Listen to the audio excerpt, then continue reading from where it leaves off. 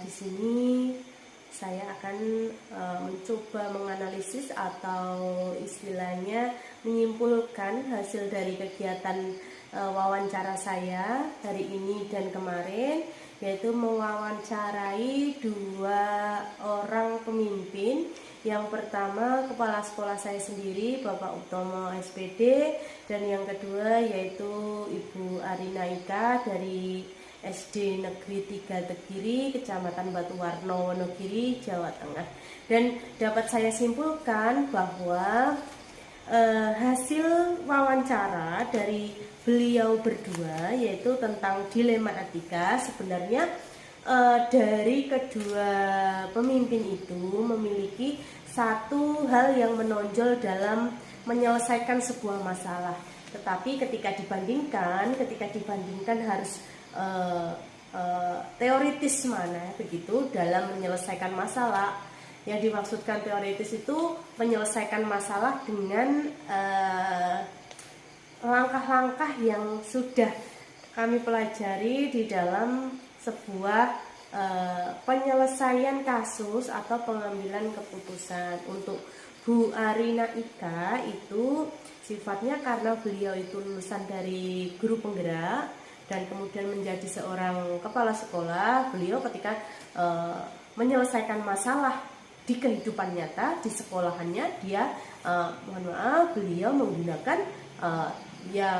materi yang sudah dipelajari, menggunakan dilema etika, kemudian prinsip-prinsipnya, paradigma dilema etika yang dimaksudkan, kemudian menggunakan 9 langkah. Tetapi untuk garis besarnya, untuk kepala sekolah saya, Bapak Utomo, mungkin hanya cara menyampaikannya yang berbeda, mungkin hanya teorinya yang berbeda, tetapi untuk penyelesaian, untuk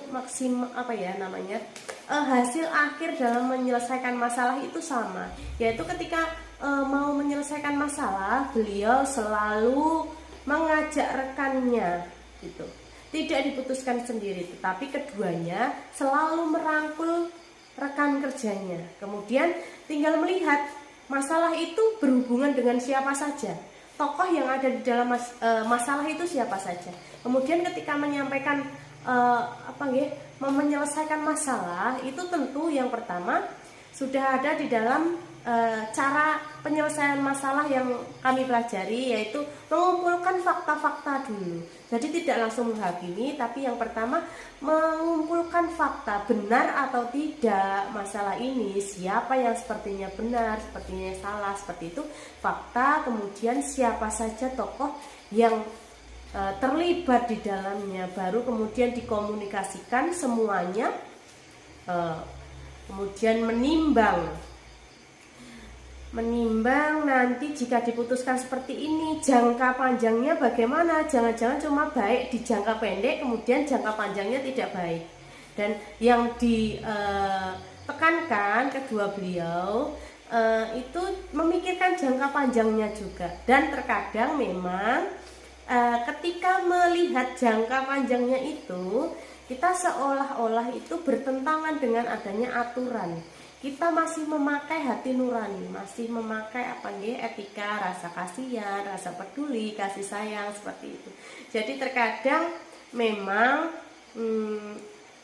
bukannya menyisihkan suatu peraturan, bukan, tapi ketika peraturan itu dianggap sebuah hal yang kaku, yang harus, itu tidak berjalan di kehidupan nyata di lingkungan sekolah kami. Intinya begitu. Antara Bapak Utomo dan Ibu Arina Ika, hal itu sama.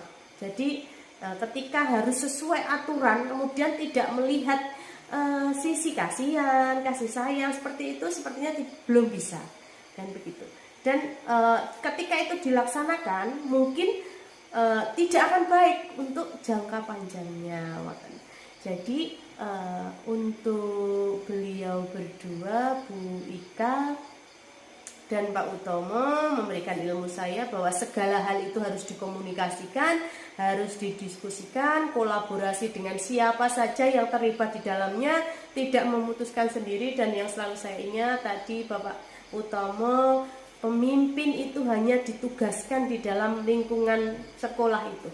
kepala sekolah adalah seorang pemimpin yang ditugaskan, bukan seorang imam yang harus semua geraknya itu dituruti, semua geraknya diikuti oleh rekannya atau yang lain di dalam lingkungan tersebut. Jadi segala hal beliau berdua mengatakan walaupun menjadi seorang pemimpin itu tidak boleh egois, tidak boleh mengeluarkan keakuannya gitu. Jadi aku adalah seorang pemimpin, itu tidak boleh.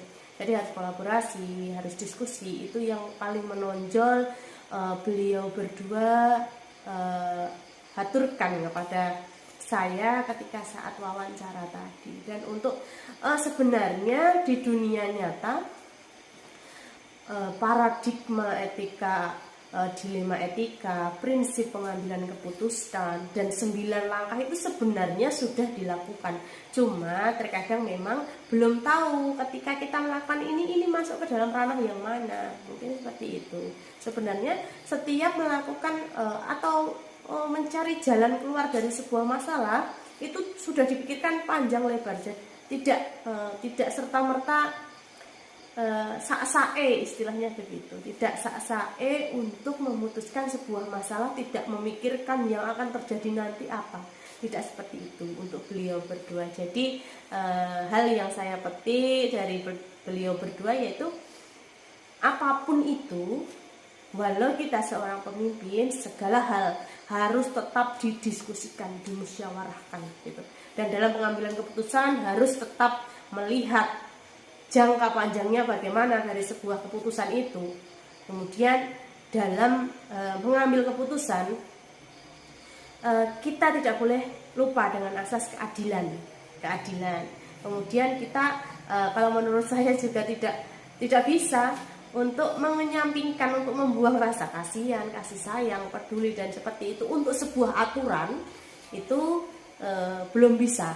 Jadi masih tetap bagi saya masih berat untuk rasa dari dalam diri kita, dan itu tetap melihat kasus apa gitu.